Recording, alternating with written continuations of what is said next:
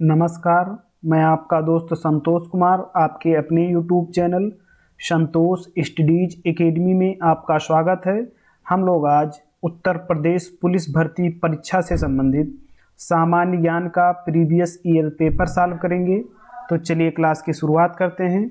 आज का पहला प्रश्न है, उत्तर प्रदेश पुलिस भर्ती एवं प्रोन्नति बोर्ड द्वारा कांस्टेबल सिविल पुलिस की नियुक्ति में शारीरिक क्षमता परीक्षा में पुरुष अभ्यर्थियों को दौड़ने की ज़रूरत होती है।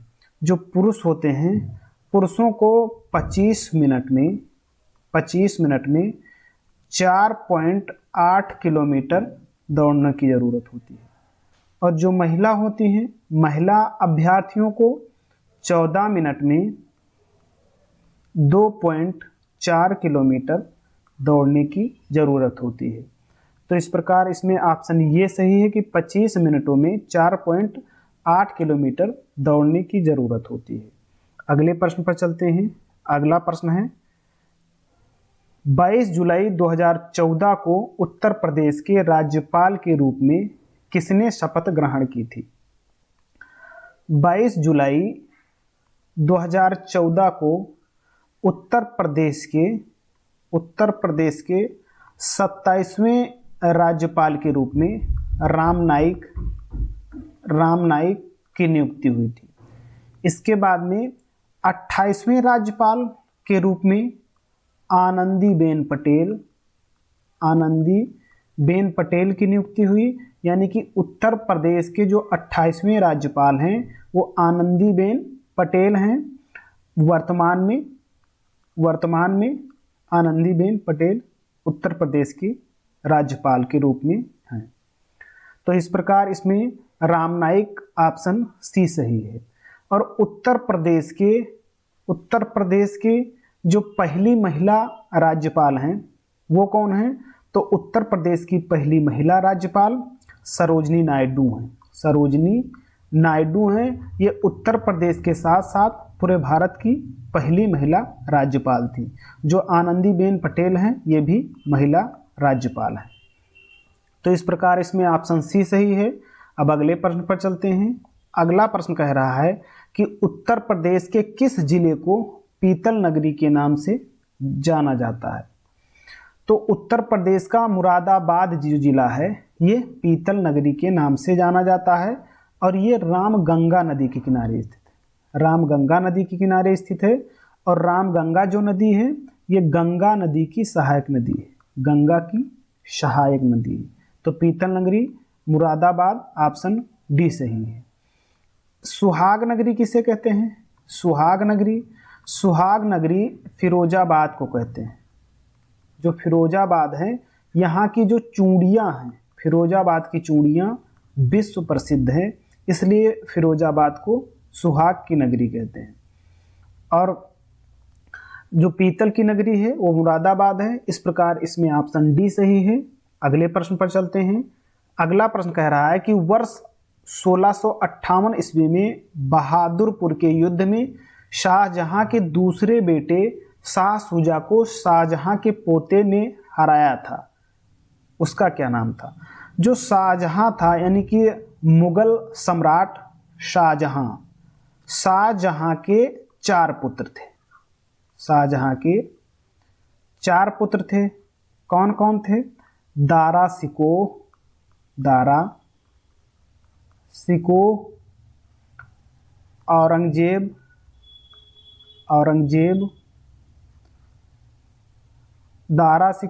औरंगजेब, शाह शुजा। और एक थे जो दारा सिको थे, इनके पुत्र का नाम था सुलेमान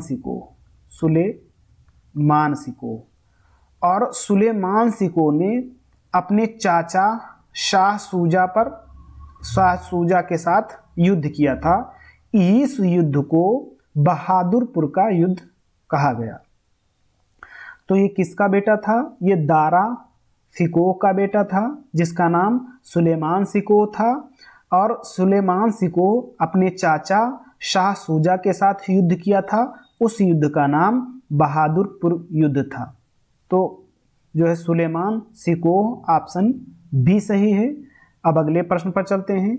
अगला प्रश्न कह रहा है कि फिरोजाबाद में 200 वर्षों से भी अधिक समय से का उत्पादन किया जाता है, यानी किसका उत्पादन किया जाता है।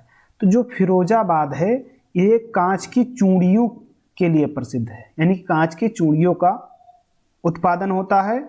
और फिरोजाबाद को सुहाग की नगरी कहते हैं, सुहाग की नगरी कहते हैं। चिकनकारी का काम कहाँ होता है? लखनऊ में चिकनकारी का काम होता है। पीतल के ताले, जो ताला है वो अलीगढ़ जिला प्रसिद्ध है, यानी कि अलीगढ़ पीतल के ताले के लिए प्रसिद्ध है। जरदोजी कढ़ाई ये बनारस से संबंधित है, बनारस, जरदोजी कढ़ाई बनारस की कढ़ाई से संबंधित है, यानी कि जो जरदोजी कढ़ाई बनाई जाती है या इसका जो काम किया जाता है वो बनारस में किया जाता है। तो इस प्रकार इसमें ऑप्शन बी सही है, कांच की चूड़ियाँ। अगले प्रश्न पर चलते हैं। अगला प्रश्न कह रहा है कि कौन सा कथक घराना उस नृत्य शैली के आध्यात्मिक पहलुओं पर अधिक ध्यान देता है। जो कथक है, कथक उत्तर प्रदेश का शास्त्रीय नृत्य है, यानी कि क्लासिकल डांस है। और जो ये आध्यात्मिक पहलुओं पर ध्यान देता है ये लखनऊ, बनारस और रायबरेली, इसमें तीनों सही हैं, यानी कि बरेली है, इसमें तीनों सही हैं, बनारस, बरेली और लखनऊ। जो इसमें होना चाहिए वो होना चाहिए कि नहीं, कि कौन सा आध्यात्मिक पहलुओं पर अधिक ध्यान नहीं देता है। तो इसमें जयपुर यानी कि उत्तर ये सही हो जाता, लेकिन प्रश्न ऐसे ही आया था तो आयोग ने इस प्रश्न को निरस्त कर दिया था, आयोग ने इस प्रश्न को निरस्त कर दिया था। तो इस प्रकार जो इसमें सही होगा ये लखनऊ, बनारस, बरेली ये तीनों सही होंगे। तो अब अगले प्रश्न पर चलते हैं। अगला प्रश्न कह रहा है कि हिंदू पौराणिक कथाओं के अनुसार महाकाव्य रामायण में भगवान श्री राम अयोध्या के शासक थे। जो यानी कि अयोध्या किसकी राजधानी थी? जो राजधानी थी, देखिए कोसल जो राज था, कोसल राज, जब 16 महाजनपद थे तो इन 16 महाजनपदों में एक राज्य कोसल था। और जो कोसल था इसकी 2 राजधानियां थी। इसकी जो पहली राजधानी थी वो अयोध्या थी और दूसरी राजधानी श्रावस्ती थी। तो इस प्रकार जो कोसल राज्य है इसकी राजधानी अयोध्या थी। तो इस प्रकार इसमें ऑप्शन डी सही है, कोसल। अगले प्रश्न पर चलते हैं। अगला प्रश्न है किस भारतीय ने अर्थशास्त्र में नोबेल मेमोरियल पुरस्कार जीता है? सीवी रमन ने भौतिकी में नोबेल पुरस्कार जीता है, भौतिकी का नोबेल पुरस्कार जीता है। कैलाश सत्यार्थी ने शांति के क्षेत्र में नोबेल पुरस्कार जीता है। और कैलाश सत्यार्थी ने बचपन बचाओ आंदोलन चलाया था, बचपन बचाओ आंदोलन। हरगोविंद खुराना ने चिकित्सा क्षेत्र में नोबेल पुरस्कार जीता है। और जो अमर्त्य सेन हैं इन्होंने अर्थशास्त्र के क्षेत्र में नोबेल पुरस्कार जीता है, अर्थशास्त्र के क्षेत्र में। जो अर्थशास्त्र नोबेल पुरस्कार की शुरुआत हुई थी वो 1968 ईस्वी में हुई थी, अर्थशास्त्र के नोबेल पुरस्कार की स्थापना। और पहला अर्थशास्त्र का नोबेल 1969 ईस्वी में दिया गया था। जो अमर्त्य 1998 ईस्वी में भारत के अर्थशास्त्री अमर्त्य सेन को नोबेल यानी कि अर्थशास्त्र का नोबेल पुरस्कार दिया गया। नोबेल पुरस्कार की जो शुरुआत हुई थी यानी कि नोबेल फाउंडेशन की स्थापना 1900 ईस्वी में हुई थी और नोबेल यानी कि पहला नोबेल पुरस्कार 1901 ईस्वी में दिया गया। कब? 1901 ईस्वी में। तो इस प्रकार इसमें ऑप्शन बी सही है, अमर्त्य सेन। अब अगले प्रश्न पर चलते हैं। अगला प्रश्न कह रहा है कि भारतीय मुक्केबाजी में MC मैरी कॉम द्वारा लिखित आत्मकथा का शीर्षक क्या है?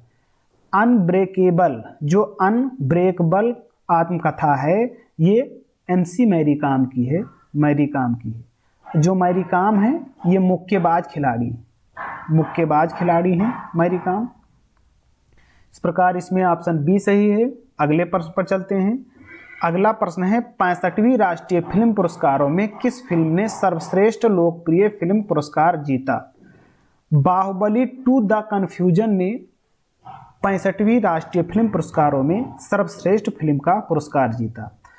2023 में जो राष्ट्रीय फिल्म पुरस्कार है उसमें बेस्ट हिंदी फिल्म का अवार्ड सरदार उधम सिंह ने जीता है। सरदार उधम सिंह फिल्म है, इसने जीता है सर्वश्रेष्ठ हिंदी फिल्म का अवार्ड। और सर्वश्रेष्ठ एक्टर का अवार्ड किसने जीता है? तो अल्लू अर्जुन ने जीता है। अल्लू अर्जुन ने किस मूवी के लिए? इनकी मूवी थी पुष्पा, इसके लिए जीता है। तो इस प्रकार इसमें जो ऑप्शन है ये सही है। अगले प्रश्न पर चलते हैं। अगला प्रश्न है कि अर्थशास्त्र विज्ञान के लिए वर्ष 2018 का नोबेल पुरस्कार विलियम डी नार्डहास और पॉल एम रोवर को दिया गया था। ये दोनों के निवासी हैं, यानी कि ये दोनों कहाँ के निवासी हैं? तो विलियम डी नार्डहास और पॉल एम रोवर ये दोनों संयुक्त राज्य अमेरिका के निवासी हैं। इसमें ऑप्शन ये सही है। अर्थशास्त्र के नोबेल पुरस्कार की स्थापना 1968 ईस्वी में हुई थी और पहला अर्थशास्त्र का नोबेल पुरस्कार 1969 ईस्वी में दिया गया था। जो 2023 ईस्वी में अर्थशास्त्र का नोबेल दिया गया उनका नाम क्लाडिया गोल्डिन है। क्लाडिया गोल्डिन है, यह एक महिला है और ये भी अमेरिका की रहने वाली है। तो क्लाडिया गोल्डिन अमेरिका की रहने वाली हैं। इनको 2023 का नोबेल पुरस्कार दिया गया। अगले प्रश्न पर चलते हैं। अगला प्रश्न कह रहा है कि निजी और संवेदनशील जानकारी जैसे कि क्रेडिट कार्ड नंबर, व्यक्तिगत पहचान और खाता उपयोगकर्ता नाम और पासवर्ड प्राप्त करने का धोखाधड़ी वाला कार्य है, क्या कहलाता है? मालवियर। मालवियर क्या है? मालवियर एक एप्लीकेशन है और इस एप्लीकेशन के द्वारा किसी संस्था या व्यक्ति का जो निजी जानकारी होती है उसे प्राप्त किया जाता है मालवियर के द्वारा, और ये दुर्भावना की दृष्टि से तैयार किया हुआ एप्लीकेशन है। हैकिंग क्या होता है? हैकिंग एक वह सिस्टम होता है, हैकिंग एक सिस्टम होता है जो किसी कंपनी या संस्था का जो सिस्टम होता है, जो उसके कार्य होते हैं, जो उसका प्रबंधन होता है, उसको किसी अन्य व्यक्ति के द्वारा हैक कर लिया जाता है, उसे हैकिंग कहते हैं। फिशिंग क्या होता है? तो फिशिंग यही है कि जो क्रेडिट कार्ड नंबर, व्यक्तिगत पहचान और खाता उपयोगकर्ता का नाम, पासवर्ड प्राप्त करने के लिए ये जो धोखाधड़ी वाला जो काम है ये सब फिशिंग के अंतर्गत आता है। जैसे कॉल आया और वो पूछने लगा कि आपका अकाउंट क्या है, आपके अकाउंट में पैसा डालना है, आप जो है उसका आप अकाउंट नंबर बताइए, पहचान पत्र संख्या बताइए। तो ये जो सब सारी चीज़ें हैं इस समय जो धोखाधड़ी हो रही हैं वो सब फिशिंग के अंतर्गत आती हैं। तो इस प्रकार इसमें ऑप्शन डी फिशिंग सही है। अगले प्रश्न पर चलते हैं। अगला प्रश्न कह रहा है कि चित्रकूट जलप्रपात भारत के किस राज्य में स्थित है? जो भारत का छत्तीसगढ़ राज्य है, छत्तीसगढ़ राज्य में एक नदी है और इस नदी का नाम इंद्रावती नदी है। इंद्रावती नदी है और इस इंद्रावती नदी पर एक जलप्रपात स्थित है जिसका नाम चित्रकूट जलप्रपात है। जो चित्रकूट जलप्रपात है ये घोड़े के नाल के आकार का है, घोड़े के नाल के आकार का है और इस जलप्रपात को भारत का नियाग्रा जलप्रपात कहते हैं। भारत का नियाग्रा जलप्रपात कहते हैं। तो इस प्रकार जो इसमें ऑप्शन सही होगा वो ऑप्शन सी सही होगा, छत्तीसगढ़। अब अगले प्रश्न पर चलते हैं। अगला प्रश्न कह रहा है कि वेनेजुएला देश की राजधानी है निकोसिया साइप्रस देश की राजधानी है, साइप्रस देश की राजधानी है। क्विटो ये इक्वाडोर की राजधानी है, Ecuador. Caracas San Salvador El Salvador की राजधानी है, अल सल्वाडोर की राजधानी है। कराकस जो है ये वेनेजुएला की राजधानी है, वेनेजुएला की राजधानी है। तो वेनेजुएला की राजधानी पूछ रहा था, इसमें ऑप्शन डी सही होगा। अगला प्रश्न है कि भारत में निम्नलिखित में से किस रेडियोधर्मी धातु का विश्व का सबसे बड़ा भंडार मौजूद है? यूरेनियम। जो यूरेनियम है इसका भंडार भारत में सबसे अधिक आंध्र प्रदेश राज्य में स्थित है। जो थोरियम का भंडार है ये भारत में विश्व का सबसे बड़ा भंडार स्थित है थोरियम का। और थोरियम एक रेडियोधर्मी रेडियोधर्मी धातु है, रेडियोधर्मी धातु है।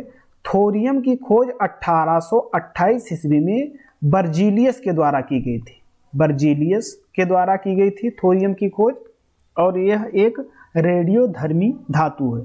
तो इसमें ऑप्शन डी सही है। अगले प्रश्न पर चलते हैं। अगला प्रश्न कह रहा है कि ऑस्ट्रेलिया के एकमात्र द्वीपीय राज्य का नाम बताइए। देखिए ये ऑस्ट्रेलिया है और ऑस्ट्रेलिया के ऊपर उत्तर की तरफ पापुआ न्यू गिनी द्वीप स्थित है, और यहाँ पर टोरेंस जल संधि है, टोरेस जल संधि है। और ऑस्ट्रेलिया के दक्षिण में यहाँ पर तस्मानिया देश है। तस्मानिया देश और ऑस्ट्रेलिया देश, तस्मानिया देश और ऑस्ट्रेलिया देश के बीच में यहाँ पर बास जल संधि स्थित है, बास जल संधि स्थित है। और ऑस्ट्रेलिया और तस्मानिया देश के बीच जो दूरी है वो 240 किलोमीटर की है। तो ये तस्मानिया है और बीच में बास जल संधि है। और तस्मानिया एक ऑस्ट्रेलिया महाद्वीप का एकमात्र देश है जो द्वीपीय देश है। तो तस्मानिया है ये द्वीपीय देश है। और ऑस्ट्रेलिया महाद्वीप के पूर्वोत्तर में यानी कि उत्तर पूर्व में प्रवाल भित्ति स्थित है, जो विश्व की सबसे बड़ी प्रवाल भित्ति है। तो इसमें जो ऑप्शन सी सही है, तस्मानिया देश। अगले प्रश्न पर चलते हैं। अगला प्रश्न कह रहा है कि निम्नलिखित में से कौन सा शहर गोदावरी नदी के किनारे स्थित नहीं है। गोदावरी नदी जो है ये नासिक के त्र्यंबकेश्वर से निकलती है। जो त्र्यंबकेश्वर पठार है, पहाड़ी है, वहाँ से निकलती है गोदावरी नदी और बंगाल की खाड़ी में गिर जाती है।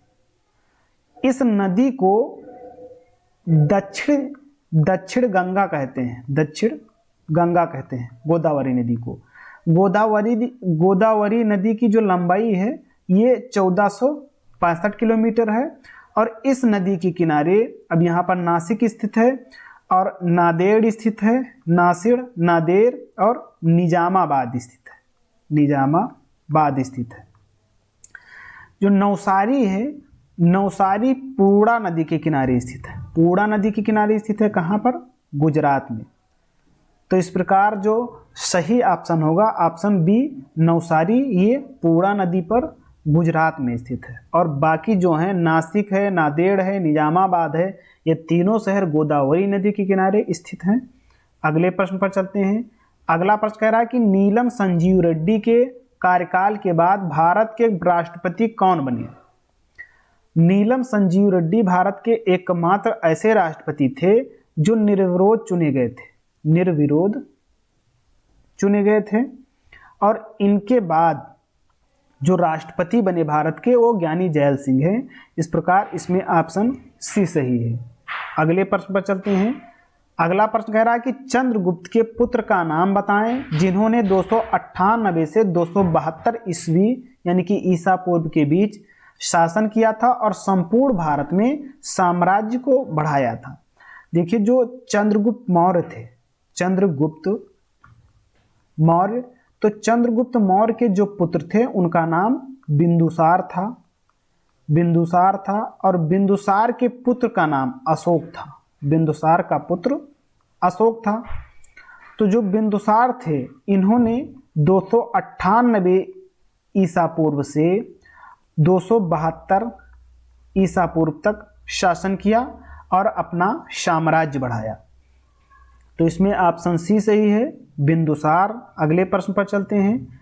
अगला प्रश्न है कि मेखेला चादर यह राज्य की महिलाओं द्वारा पहना जाने वाला पारंपरिक वस्त्र या पोशाक है, वो किस राज्य का है।